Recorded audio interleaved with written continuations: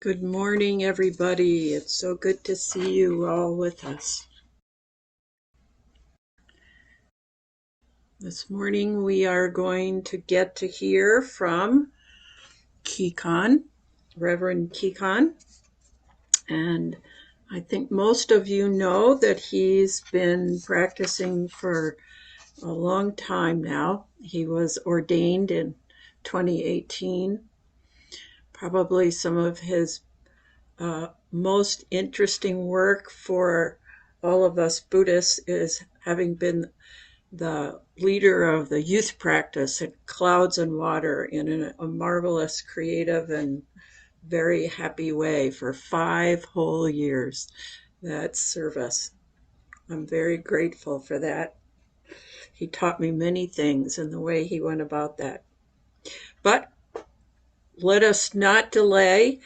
I think just about everybody knows about him, but not everybody. So he's among other things, he is a translator of Katagiri talks scripts. And for anybody that doesn't know, Katagiri is the Japanese teacher that came and basically was part of all of us being here today and how he brought us Buddhism.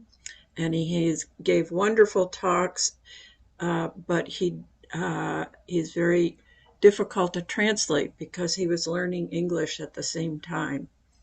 So Kikan has made it his project to translate very carefully what those talks are saying, and he's got a website let me just make sure. Let's see.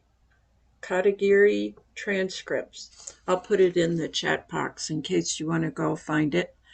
And it allows us access to the direct teachings of Katagiri. Without any further ado, I would just say, please know that we really appreciate your support, which has been magnificent. And I'll put in the chat box the link to where you can offer a gift of gratitude if you would like and make a donation. But right now, I'll turn it over to Kikan. Thank you, Kyoko-san. Nice to see everybody. Hello. Can you hear me okay? All right, great. There we go. Okay. So the title of my talk today is Mindfulness of Skeletons. When I came up with this title, forgive me, I have a little bit of a cold. You can probably hear that in my voice. When I came up with the title of that talk, made me wish I'd managed to schedule this for a couple weeks earlier so it could really coincide with Halloween. But, I do my best. What this is about is the Maha Satipatthana Sutta, or just the Satipatthana Sutta, which is a very original teaching of the Buddha. And we're going to look at the so-called original teaching from the Pali Canon and also Katagiri Roshi's commentary on it, which is commenting on Dogen's commentary indirectly on the Mahasatipatthana Sutra. So as usual, there's like a lot of material here. I'm probably not going to get through most of it, so I'm just going to charge right into it here. Let me see. There we go. Okay. Yeah, so this is going to be coming from 2 or 3 sources. The main 2 sources here are Basic Teachings of the Buddha, which is this lovely book by Glenn Wallace, a relatively recent book. A lot of people at Hokyoji are fans of this book. We've been kind of batting it around for several years now. My friend Rushin, who you know here, and I actually taught a class on this at Compassion Ocean Zen Center a few years ago.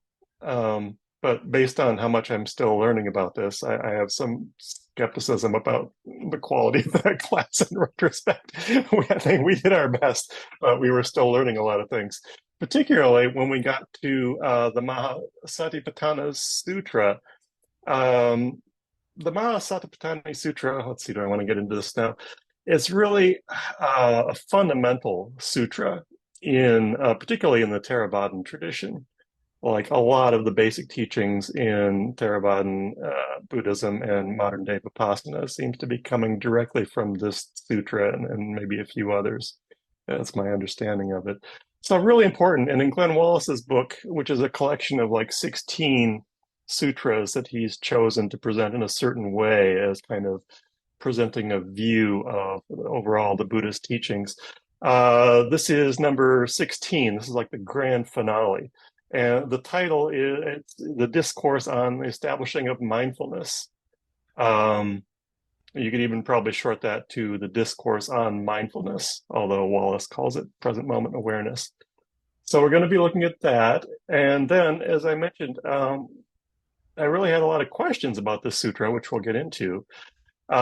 So we're also going to get into Katagiri Roshi's talk, which is, as I found, happens a lot for me in discovering and transcribing Katagiri Roshi's talks. It really like directly addressed like most of my questions. He was doing this. This particular talk is like from 1984. So at a minimum in this talk, what I'd like to do is read some of both of these, present what is coming up for me around these talks. And at a minimum, I kind of want to present that, oh, here's some useful information that I personally wish I had I had known about back when I was learning about this Mahasatipatthana Sutta for the first time, or indeed now. So I want to read, let me see, I got to make this bigger here. And if you have any questions as we go along, please speak up because I'm about to make this big so I can see it, so I won't be able to see all of you quite as well. So here's a little bit I want to read from the introduction of Glenn Wallace's book. And as you can see, several years ago when I was reading this for the first time, I really liked this passage to the extent that I not only highlighted it, but highlighted it in 4 different colors. So what is this saying? The end of the Buddha's teachings is to drive the careful practitioner incessantly toward the development of a single skill, nirvana, or Pali nibbana, the capacity to unbind oneself from distress-creating habits and qualities, the ability to let it all go. This is Glenn Wallace's translation of the word nirvana, which I find very interesting. I can hear a chorus of concerned queries. Can you hear that? This nirvana, the summum bonum of the great Buddhist path, is a mere skill? Isn't it a superhuman feat like talking to God or piercing the veil of reality? Do you feel it's like this? Achievable only by the greatest spiritual virtuosos? Learning a foreign language requires skill. Building a cabinet requires skill. Making chocolate fudge brownies requires skill. Can nirvana really be in the category of human skill? Well, Wallace says, try an experiment, please. Read the suttas in this book as if they were grammars, instruction manuals, or recipes. Read them, that is, as if they were providing actual directions entailing an actual outcome. Notice for yourself whether notions such as spiritual, religious, transcendental, and the like apply, or whether it is simply a matter of old-fashioned labor, a matter of effort, work, practice, cultivation, and development. A reader encountering some nice words on a page may get a sense of spiritual uplift for a moment, but until laborious skillfulness becomes the operative term and not spiritual uplift, he or she will remain like a cowherd counting the cows of others, as the Buddha put it, Dhammapada 19, cozying up to the matter, but not penetrating it. This is so interesting. I was really taken with this passage in the introduction, like I said, several years back. After several years of, further study and practice. One thing I might take issue here with here is his use of the word laborious. Laborious skillfulness, I don't know if I would say it exactly that way. Maybe if we change that to joyful skillfulness, then perhaps that might be more in the flavor of at least Zen Buddhism. But still, this is really interesting, and you can probably take this in a number of ways. But the reason why I wanted to bring this up first is what one thing this conveys to me is the idea that, okay, this is the instructions we're about to read, the sutras we're about to read. Maybe we should take these as actual practice instructions. Okay, rather not like metaphor, but like, can you actually do these things? And if we're going into that with that attitude, then I do have some additional questions about what we're about to read in the Mahasatipatthana Sutra. I mean, if we're going to be taking this really seriously, there were some points I got to where I was wondering, like, what the heck is this? Honestly. So let's see what that's about. So here's Wallace's Sutta 16, the application of present moment awareness. Present moment awareness is Wallace's translation of mindfulness, which is, well, I won't go into that, but I think that's a helpful translation. This is what I heard, etc. I'm going to kind of, because I have so much to do, I'm going to kind of skim through this a little bit, but I do want to try to present the flavor of it. The direct path for the purification of beings, for the overcoming of sadness and distress, for the cessation of unease and depression, for finding the way, and for the direct realizing of unbinding, again, that's nirvana, is this, the application of present moment awareness, that is mindfulness, in 4 areas. What are the 4 areas? Now being ardent, fully aware and mindful, and having put down longing and discontentment toward the world, you should live observing the body in and as the body. Live observing feelings in and as feelings. Live observing mind in and as mind. And live observing mental qualities and phenomena in and as mental qualities and phenomena. These 4 things are commonly referred to as the 4 foundations or 4 abodes of mindfulness. And they come up a lot in Buddhism, particularly in the Theravadan tradition, but we talk about them well, they come up everywhere. This is general Buddhism. And this is one of the primary places where they're coming from, although they appear in other sutras as well. For example, Sutra 15, the what is it? The Anapanisati Sutta is the one that I talked about in my talk a month ago. That is present moment awareness or mindfulness with breathing. And again, Sutta 15 and 16 are for Wallace, and I'd agree with this. This is where kind of the grand finale. This is where we're getting the actual practice instructions here. So, what are some more of those practice instructions? How should you live observing the body in and as the body? Now go to the woods, to the root of a tree, or to an empty hut. Sit down in a cross-legged position and straighten your body. Establish present moment awareness right where you are. Breathe in, simply aware. Breathe out, simply aware. Breathing in long, know directly I am breathing in long. Breathing out short, know directly I am breathing in short. I think I misspoke a little bit there, but you get the idea. Breathing out short, know directly I am breathing out short. Train as follows. I breathe in, experiencing the whole body. I breathe out, experiencing the whole body. I breathe in, quieting everything that constitutes the body. I breathe out, quieting everything that constitutes the body. And I should point out, this is part 1 here, the body. This is all about the first foundation of mindfulness, so-called the body. In just this manner, you should do this, etc. Okay, that sounds pretty good, right? I mean, that's something that I would expect of Buddhism. Well, let's look at the second practice, the 4 postures. Furthermore, when walking, know directly I am walking. When standing, know directly I'm standing, sitting, lying down, etc. Okay, so do this pretty much whenever, all of those things. Third practice, full attention. Furthermore, when going here or there, do so with full attention. When looking here or there, do so with full attention. When bending over or stretching out, do so with full attention. When getting dressed, do so with full attention. Eating, drinking, chewing, and tasting, do so with full attention. When defecating or urinating, do so with full attention. Well, that's very Zen. We bring that up a lot. When walking, and so on. In just this manner, you should do this. Now, okay, that's pretty good. Fourth practice, careful consideration of repulsive bodily features.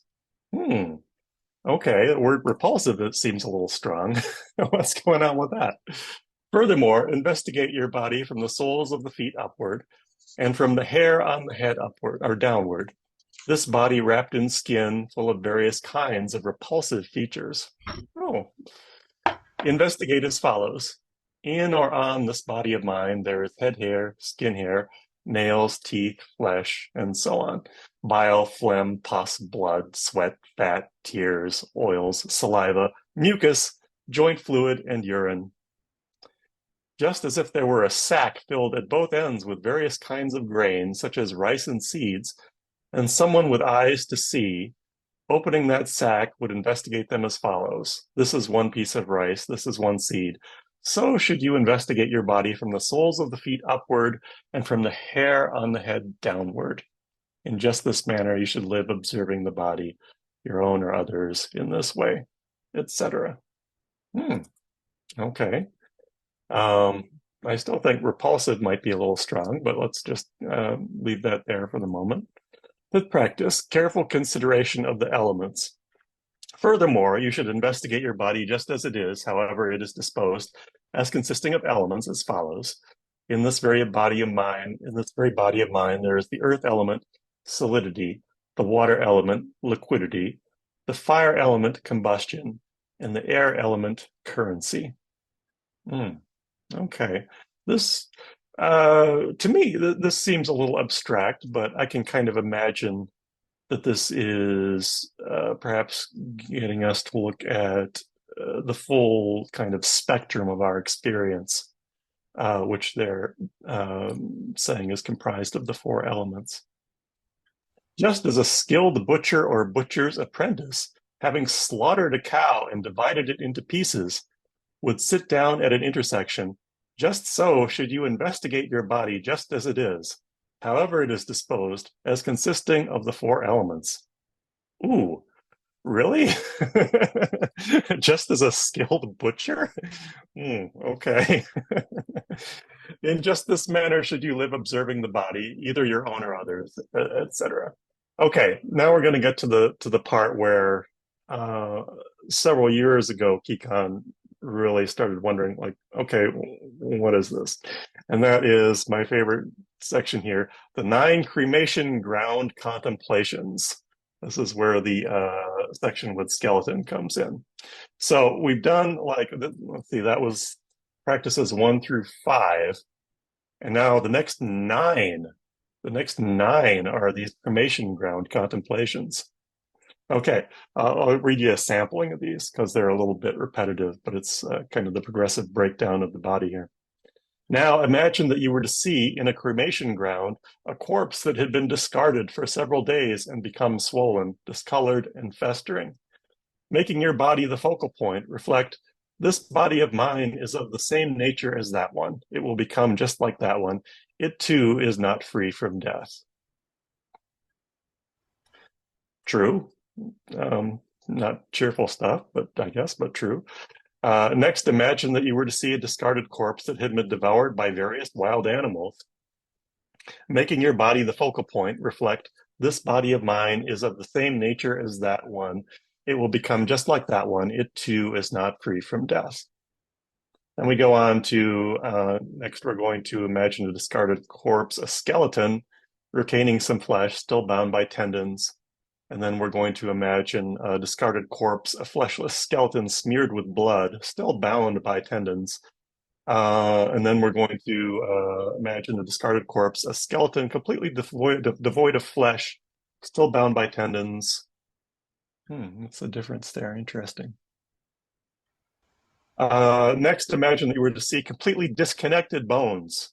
It's fallen apart now, strewn here and there, hand bone, foot bone, ankle bone, calf bone, not connected anymore. You can't do the song. Making your body the focal point, reflect, and so on. 12th practice. Next, imagine you were to see a discarded corpse, bones as white as pearl. Making your body the focal point, reflect. This body of mine is of the same nature as that one. It will become just like that one. The two is not free from death. And in the spirit of what Glenn Wallace is suggesting, I don't know if you have the courage for this morning. Maybe you want to actually like try doing this practice with me, imagining this as we go along. Next, imagine that you were to see a discarded corpse, bones piled up and decayed. Making your body the focal point, reflect. This body of mine is of the same nature as that one. It will become just like that one. It too is not free from death. Next, imagine that you were to see a discarded corpse, bones reduced to powder. Oops. Making your body the focal point, reflect. This body of mine is of the same nature as that one. It will become just like that one. It too is not free from death. Something I hadn't really noticed before is making your body the focal point, and your real body, not your imaginary body, but your body as you're perceiving it. This body of mine is of the same nature as that one. So it's really a contemplation of impermanence. Okay, in just this manner, you should live observing the body, either your own or others, in and as the body, and so on. And all of that brings us to part two, feelings, which is a whole nother thing, which we're not even going to get into today. Today, we're exclusively going to talk about part one here, mindfulness of the body, which it turns out is what Katagiri Roshi did in his series of 5 talks back in 1984. I was really hoping, actually, he was going to get to at least number 2, feelings, but he spent like literally 5 whole days. I presume this was during a session talking about just this one part, mindfulness of the body.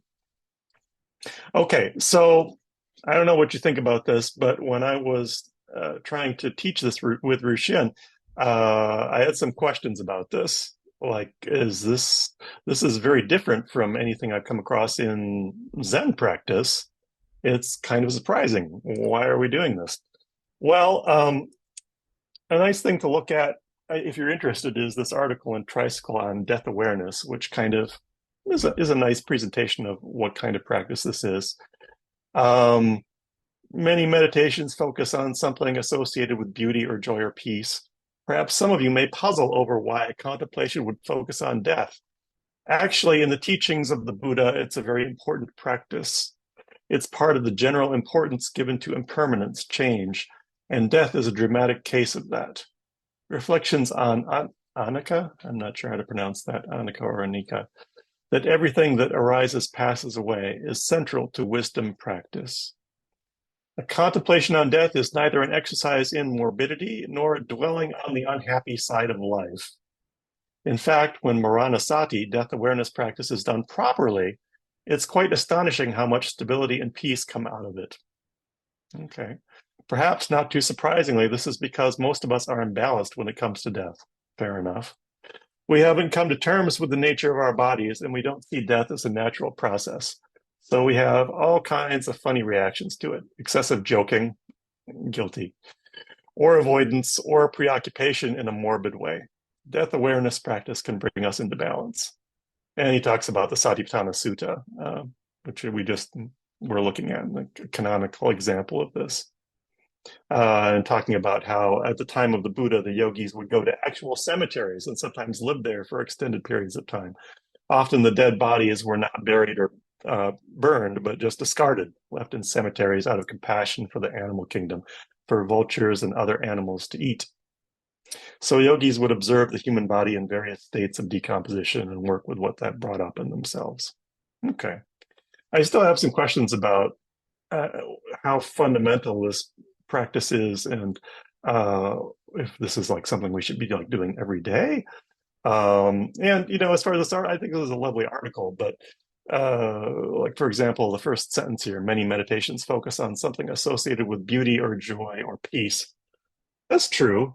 I'm not to me, this seems almost setting up a dichotomy or a dualism between meditations that are focused on pleasant things and unpleasant things. And to me, at least in Zen, I'm not sure Zen is exactly that way. Um, but still, this is a nice article. Maybe if you're interested, you could go look at the rest of this if you wanted to.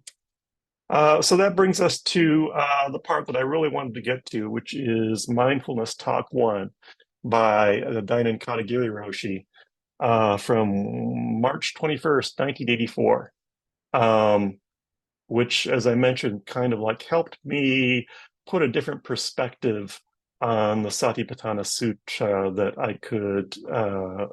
It answered my questions of how this relates to Mahayana Buddhism. So now I can kind of work with it. The summary I wrote of this talk says Katagiri Roshi discusses the four foundations of mindfulness, focusing on the first foundation, contemplation of the body as impure. This series of talks examines the 37 elements of Bodhi. I'm not going to attempt to pronounce the Japanese name. Chapter of Zen Master Dogen's Shobogenzo, which explains traditional Buddhist teachings in Mahayana terms. In this talk, he introduces the topic of why we must go beyond the idea of purity or impurity. He discusses how shamatha, tranquility, and vipassana, insight, function together, and weighs in on the practice of meditating on the decomposition of human corpses. There we go. Also, why the word Zen is overused. We won't get to that part. That came up in the Q&A, but it was very interesting to me. So let's see. Oh, as usual, I'm like falling way behind, but I'm going to try to at least read some of this for you here before we go to questions and comments, because this is like the central part of my talk. So Katagiri Roshi says, there are four kinds of mindfulness as one of the traditional Buddhist practices.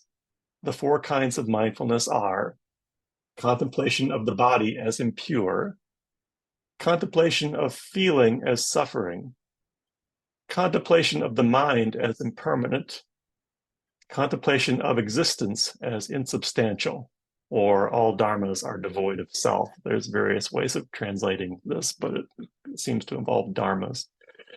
These are the four stages of mindfulness, which are very general and traditional in Buddhist practice. Okay, this is just the first few words of his talk, and usually I don't put in that many transcribers' notes. Just like when I try not to inject any of my own commentary into these talks. It's just like kind of like points when there's a point of information I think would be helpful to clarify. Then I'll add a transcriber's note. And this is interesting because I have like three of them here, which is a lot. So first of all, the four kinds of mindfulness are often called the four foundations of mindfulness or four abodes of mindfulness. Another translation is the four areas of present moment awareness. See the book that we were just reading.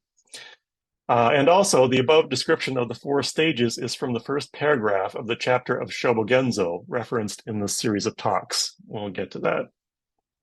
But this business about what I'm trying to get at there is this business of contemplation of the body as impure, contemplation of feeling as suffering. The basic four categories are from the original sutras.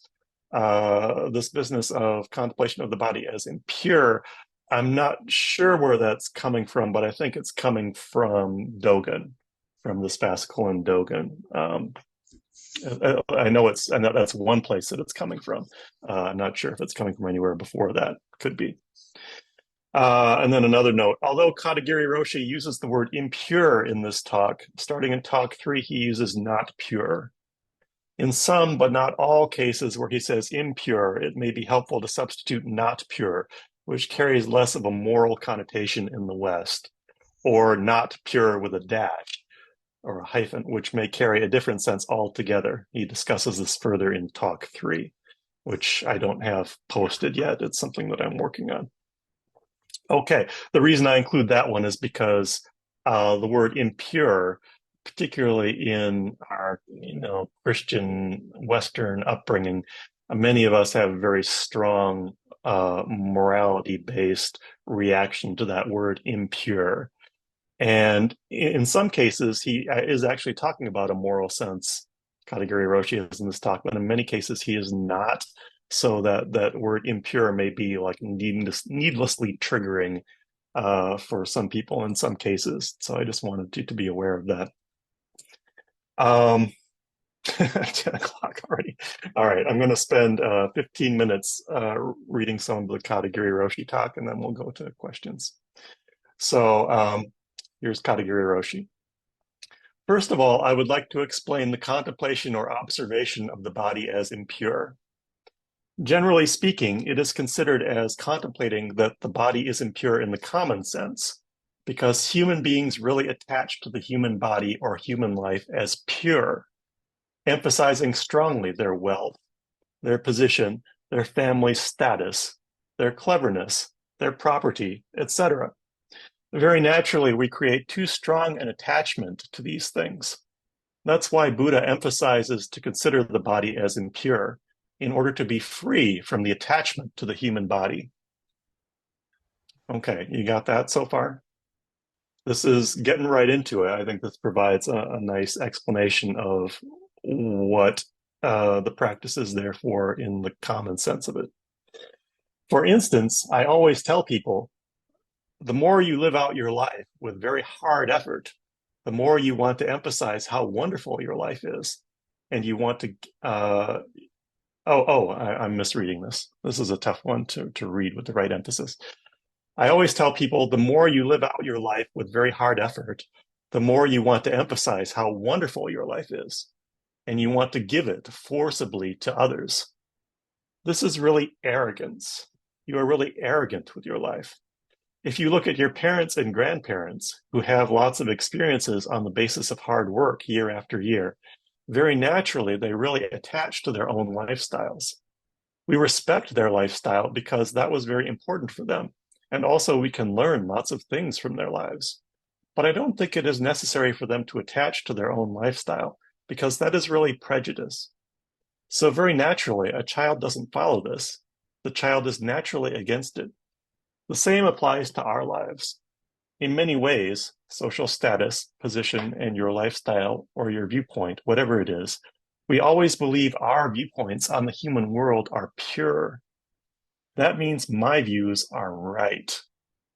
That is attachment or prejudice, which is called wrong view in Buddhism. Isn't that interesting? That's why in ancient times, Buddha Shakyamuni tells his disciples and followers to practice this mindfulness, contemplating the body as, oops, I can't read that. Anyway, he said, impure. This is not only in Buddhism, but in Christianity, in monasteries. Oops. Anyway, I can't see the bottom of that, but hopefully you can see it. Okay. Oh, there it is. This is very common, not only in Buddhist practice. All right. But Dogen Zenji understands this practice very deeply. So his teaching is quite different. He gives this teaching in Shobogenzo. Shobogenzo is already translated into English, but we don't understand it completely when we read it. Have you had this experience? I'm guessing many of you have. I know I have. Even the Japanese don't understand it. If you translate it, it's just like reading the Japanese. If you just read it, it doesn't make sense, but it's very deep understanding. Here is one translation by Nishiyama. First of all, I want to read it, but I don't expect you to understand it. Remember, he's talking to his group of, his Sangha and his group of students in 1984.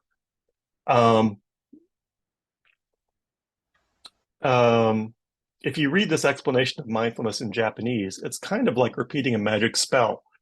When I was at Eiheiji Monastery, I didn't understand why Dogen Zenji had to explain this deeply. Traditionally, it's pretty easy to understand. Contemplate the body as impure. It's very simple. So why did Dogen Zenji have to explain this practice more deeply? I didn't understand it. So in your whole life, you have to try to understand this one again and again. This is very important for us. So one thing I want to point out here is that he didn't. You'll know maybe he didn't say it's impossible to understand this. He just says, well, let me read a little bit more what he says. But most people don't understand it, particularly this chapter. The title is The 37 Conditions Contributing to Bodhisattva Practice. This chapter is very difficult to understand because he explains the whole traditional Buddhist practice, but completely beyond the traditional understanding. So it's a very difficult chapter. If you understand it, you will really touch the deep sense of Buddha's teaching, common not only to priest life, but penetrating into everybody's life, and also all sentient beings. You can really taste it. But until you can reach this deep understanding, well, it takes time. So he's not saying it's impossible. It takes time. It's maybe not easy. Um, but even though you don't understand, I have to say something. That's the best attitude. That I find really interesting. I think that attitude that he's expressing there maybe helps me understand what he's doing in these talks a little bit, where he's laying things out as really as clearly as he can, going through Dogen line by line and doing, I think, as clear and coherent an explanation as you're going to find anywhere, or that I've found anyway. And yet people maybe are not understanding. I know I wouldn't have been uh, at that in an earlier stage in my life and don't completely understand it now, I'm sure. Um, but nevertheless, I think he's saying he needs to say something about it and do the best he can. So here's the translation by Nishiyama, the one that may sound like a magic spell to you, but I will point out that after what he does for the rest of this talk, and in fact for the 4 talks following this, apparently, is going through, well, first this part, and then the rest of what Dogen says about mindfulness of the body in this fascicle, more or less line by line, and offering his commentary on it. So here we go.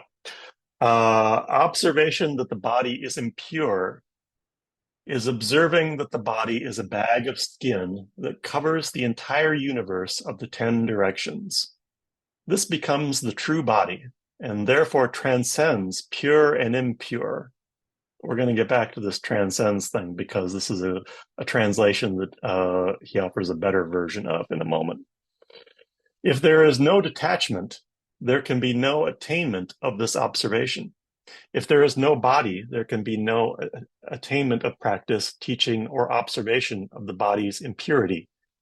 Yet the attainment of this observation has already been actualized, so we should know that it is gained through detachment. The attainment of this observation appears in such daily activities as sweeping the grounds and wiping the zazen platform. If we practice like this for months and years, it will become an absolute fact, covering the great earth in its pure suchness. Okay, did you get all that? I'm guessing if you're like me, unless you've been through this before, that might not sound like it makes any sense whatsoever. However, here's what Katagiri says about it. This paragraph says that practice of this mindfulness, contemplating the body as impure, is taking care of the human body beyond the idea of purity or impurity. That is the point. But Dogen also explains why we have to do it. In ancient times, this practice of contemplating the body as impure was done by monks. Why is it he has to say contemplating the body beyond the idea of purity or impurity? The explanation is here. So little by little, we want to study it. This is quite a statement. If I pause and think about it, the explanation is here. And he does go through it like line by line and does his best to explain it as clearly as he can. First of all, he says, I have to make a decision here about how much of this I want to read and where I want to fast forward. First of all, he says, observation that the body is impure is observing that the body is a bag of skin that covers the entire universe of the 10 directions. Usually we understand the contemplation of the body as impure is taking the body as impure. But he doesn't take the human body as impure. He takes the human body as beyond impurity or purity. The human body you observe is nothing but a bag of skin, but on the other hand, it is the entire universe. That is what this sentence says. Your human body is nothing but a bag of skin, but on the other hand, it is the universe, means your body is Buddha. So take care of your body as Buddha, beyond good or bad, right or wrong, purity or impurity. So now, in this next section, I don't think I'm going to read all of this. I'll leave it to you to go back and look at this if you'd like to. But here, for the next several paragraphs, he's doing something he does rather frequently, which is giving kind of an example of emptiness, or no fixed nature, basically saying there's no way you can pin down what the body is. Um, is the body sick? Well, mine is kind of sick, but on the other hand, I'm pretty healthy. So I'm not sure I can say what the body is. Um, your body is nothing but a bag of skin, but on the other hand, it is the universe. Universe means you cannot pin down whether your skin is good or bad, pure or impure. You cannot say so because it's big. Your skin is connected with mental life and also your four limbs, which means your activities. If your activities don't work well, it's pretty hard to keep your body healthy. So you need to take really good care of the human skin, the physical body, and nutrition. And on the other hand, human activities are very important for us. If you have a lack of human activities, you cannot keep your body healthy. And mental life also is also important. One way of putting this simply is he's talking about interdependence here, which is actually very closely related to emptiness, I think. Um, Okay, so that's why Dogen Zenji says immediately in this first sentence, the observation of the human body as impure is that which a skin, a bag of skin, contemplating the body as the entire universe of the 10 directions. This is interesting because I don't think he actually said that right, but what he said is actually kind of interesting in itself. The body you are observing in meditation is nothing but a bag of skin, but on the other hand, it's not. It's huge. It's the universe because you have to see the human body in the universal perspective. Otherwise, you don't understand human bodies. Okay, so here we go. If we try to practice this mindfulness traditionally, you always say observing the human body as impure, watching the human skeleton. This is where I got the title for the talk, Mindfulness of Skeletons, because of his kind of delightful choice of words here. That's fine. Observing the human body as impure, watching the human skeleton. That's fine, he says. That's fine. But it is nothing but the moral sense, moral practice. It's not religious practice. If you do religious practice in the moral sense, you never get a peaceful mind, a peaceful life. Religious practice in the moral sense is just like usual life. Always you have to go forward. Always you have to get a better practice. You have to do it, always. Finally, such religious practice makes you irritated, restless. It doesn't make sense for you. So very naturally, we have to consider again and again what religious practice is. We have to go beyond religious practice in the moral sense. That is very important for us. Okay, so something comes up here, which I think comes up in a lot of his talks, which is the distinction between religious practice and what he's calling here moral practice. Sometimes he would compare religious practice, I think maybe more often he would compare actual religious practice to philosophical practice or intellectual practice. Here, moral practice is coming up. But it's very interesting to me, what he means by religion here because I think a lot of us, when we hear the word religion, um, our minds almost automatically go to morality. Um, and that's actually, I think, not what he means by religion. What he does mean is very interesting. I think it has to do with um, well, it has to do with reality. It has to do with present moment awareness. It has to do, I'm struggling for the words here, but it has to do with, um, um,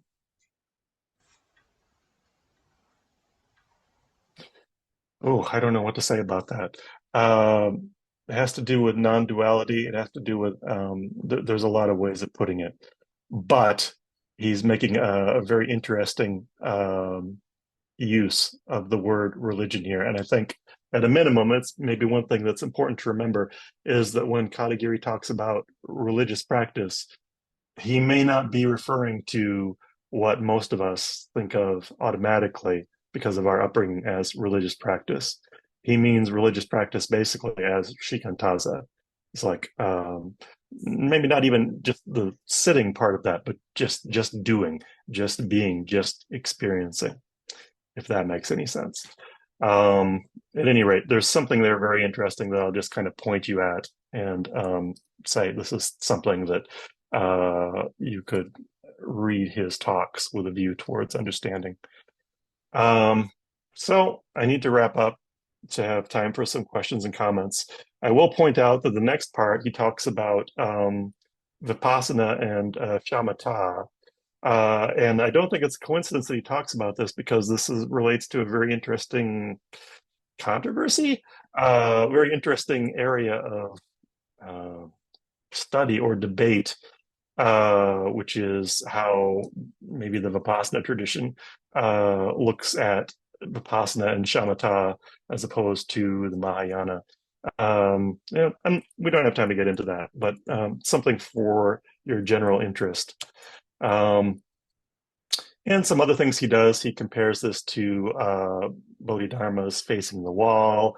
He brings up, later he brings up koan. This is stuff that Katagiri Roshi does all the time. He is going back to these basic teachings of the Buddha, as Glenn Wallace calls them, and expressing them using Mahayana examples. And the stuff is all related. Would be my take on it. Here he's talking about Rinzai. That's an interesting story. The last thing I want to read here. Um, Here we go. According to the traditional understanding, this is repeating something you said earlier, but I think it's helpful for emphasis. According to the traditional understanding, you should accept your body as impure. That is a completely dualistic understanding. That's why you have to see always skeleton, skeleton, always skeleton. And otherwise, that's why you would do that practice, I guess. I don't mean this is wrong. I'll say that again. He's saying, I don't mean that it's wrong. It's pretty good, but it is a moral understanding. And also, this practice is open to just a particular kind of person. It's not even. Now, when I have words in brackets like this, in this case, it means it's very difficult to understand what he's saying here. So I'm not sure he really uses the word even. That's kind of just my best guess. But anyway, it's not open to just a particular kind of person. How can usual people practice, people who don't have this opportunity? How? And he seems to be thinking here about the practice of actually going to a cremation ground, not just visualizing it. If they don't have a skeleton, they cannot do it. If they don't want to contemplate a skeleton, they cannot have a chance to practice this mindfulness. It's not here. But this teaching given by Buddha is universal. If so, how can we accept this practice as universal? For this, we should understand this practice very differently.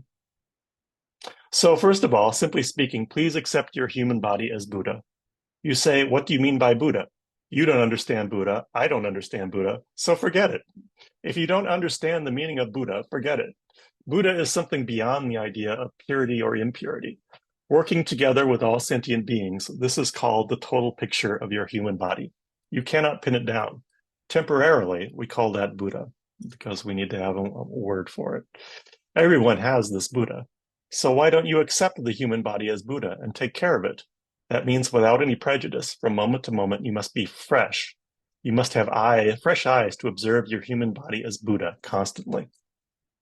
And that's nothing but everyday practice activities. Oh, I want to go back to one thing because that detachment thing, that's I think, a classic example of a controversial translation.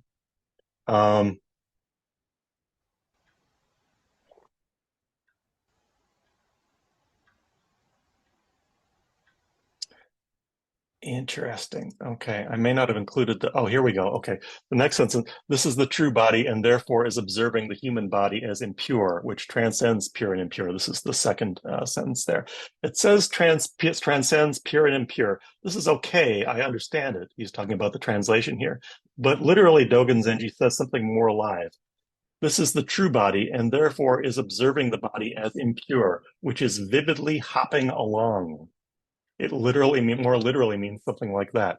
Literally, he says hopping along, or jumping along, or vividly living. The observation of the body as impure is just like something leaping along vividly, constantly. This is why you can't pin it down, I guess. It means you can't, oh, that's why he helpfully says that. It means you cannot pin it down because it is living, working constantly. Your body is leaping, jumping along, vividly living. That's why you don't know, etc. Okay, so to wrap up, um, it may be interesting to compare the kind of sense that we might get from reading about the cremation ground practice to this sense of vividly living, vividly hopping along. Um, and I think I'll just leave it there and maybe open it up to questions and or comments. That is nothing but everyday practice activities, sweeping the grounds, wiping the floors. Okay, thank you. We have it's 10:20, but maybe we could see if anybody has anything to say about all of that. I know it was a lot. I'm going to work on unpinning you so that everybody can see everybody. Oh, great. Oh, remove pin. Pinning doesn't really matter. I think if I'm not spotlighted, I should be okay. And can everybody see like the whole grid if they want to? Yeah, they're okay. They're okay, Kyoko.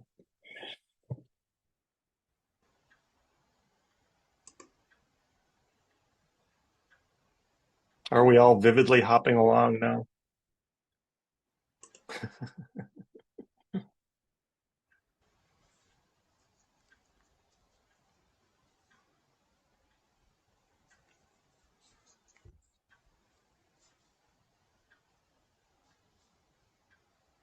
Speechless. I've left them speechless. Did it make any sense? Was it too much?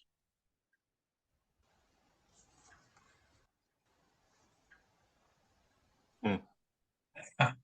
I'll I'll Hey, give you a Carl. comment. Yeah. So, Thank you. a nice going over. I appreciate that you going through the Wallace stuff. I've always liked that, and Katagiri's takes on this is always interesting to get.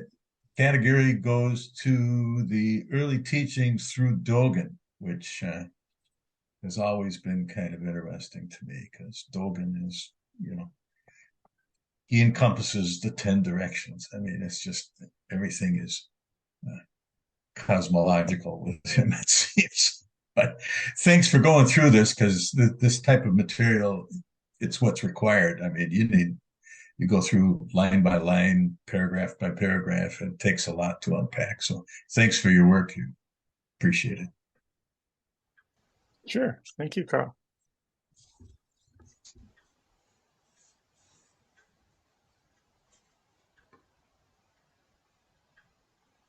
Yeah, Okay. thanks for the talk, Kikan. Hey, Alex.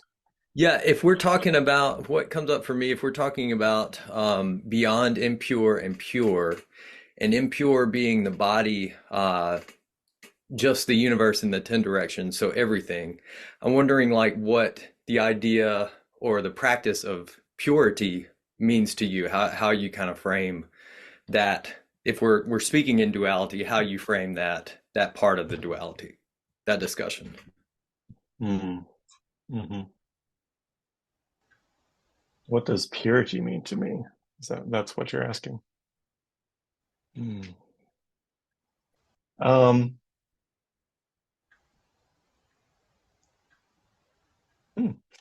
That's a good question. I don't really know. I'm kind of focused on the beyond purity and impurity part. I hadn't really given any thought to if the body is impure in one sense, what the purity would be. I guess Um, one way of looking at it uh, would be to say the body is impure, is pure, is really a pretty big mistake because, as Katagiri was saying more towards the beginning, that's where a certain arrogance comes up. We think that our lives are permanent and all our accomplishments, our status, our families are things that we actually get to hold on to. So that maybe would be one sense of purity of the body. Another way of looking at, I'm sure there's other ways of looking at purity of the body, right? Like keeping the body pure is in like not contaminating it. So you could go different ways with it. But I think maybe the main point for me is this going beyond the purity or impurity. Yeah, thank you. Sure. Somebody please tell me, what do you think of what did you think of the nine cremation ground practices? Really? What's what's your honest reaction? Have you come across that before? Is it surprising at all?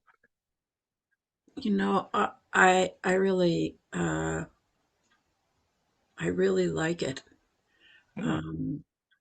Um, there's something that opens my mind around that, and it really gives me a sense of this kind of intense investigation, very close, be present exactly with it now, which I would assume is probably uh, a little more compelling. Imagining sitting. There's the smelly part of that contemplation, but there's also like the bones. I remember going very specifically to the exhibit of the human body that was at the Science Museum in St. Paul. And it was so well done that it really vivified, you know, just uh, investigate, investigate the just beyond body, sort of just set aside your view, your ideas to the best that you can, and just kind of dive in with your attention. Uh, and just ask your ideas to sort of take a seat, kind of in the other room while you're doing this. It doesn't have to be there having, offerings of thoughts. And to simply be present with this, really, how does this whole thing work? How Yeah. does this happen? And then it makes it easier to, I think, investigate bodies of everything. So, of course, Hiroki Oji, that for sure means bugs and birds and things, mice, uh, how just things arising. And it's so Okay. I get rather excited about it. Um, I get rather excited about it. And I'll be quiet because there's only 1 minute left, and somebody else might have a vivid thing to share. Or oh, good, there's Yeah. Jason. No, no, thank you very much for that, Kyoko. You may get the impression that's a very different reaction from the one that I had, but I like that. I like that a lot. And I think there's a lot of validity to that. So thank you very much. Rushan wasn't here today when we did the class. I Yeah, complained all the time about this nine cremation ground practice yeah. thing behind the scenes and in the actual class we did. And Rushan was just like, "Yeah, you just don't want to do that practice." I'm like, "Okay, that's fair enough." Jushin, did you have a? I Hey. just a quick comment. So in the Tibetan tradition, they've taken that even further. There's a practice called chud, which means to cut. It's famously, I think, the only practice they attribute to a woman who originated the practice, Machikalodron. And it's sort of a Mahayana version of that, where not only are you picturing these things, but in the practice. So I used to have one, a damaru, the little drum is made out of the top of a skull and everything, and you actually you imagine offering your skin and bones and everything to sentient beings. There's a whole practice involved in offering yourself to the beings of the six realms in different ways. And so, yeah, so they take that next level. Wow. They actually put a sort of a Mahayana spin on it. Interesting. There's so much interesting stuff here. Thank you for that, Jushin. I mean, there's so much interesting stuff here. I was fascinated by Katagiri Roshi's kind of indirectly, or directly. Anyway, he was talking about Vipassana and Shamatha, and there's some different emphases on those two things between the Vipassana tradition and maybe the Mahayana tradition. And yet it's all fascinating to me because sometimes the opinions are flipped from what I would expect from different traditions. Like in one case, the Theravada or the Vipassana tradition, I was reading them as being more kind of inclusive of everything, and the Zen tradition as being the one that was more about quietude or like extinction, and that's kind of like the opposite of what I would have expected in a way from looking at these. So I don't know. It's all very interesting and many different perspectives kind of combining to look at these things. So I guess we're at 10:32, so maybe I'll hand it back to our gracious host. Thank you very much, Kyoko-san. Thanks for everybody for being here today and coming. Thanks for contemplating your illness and coming anyway. So just a few things. First of all, thank you. Thank you. I think you always help us broaden our minds and get interested in things that we wouldn't otherwise be interested in.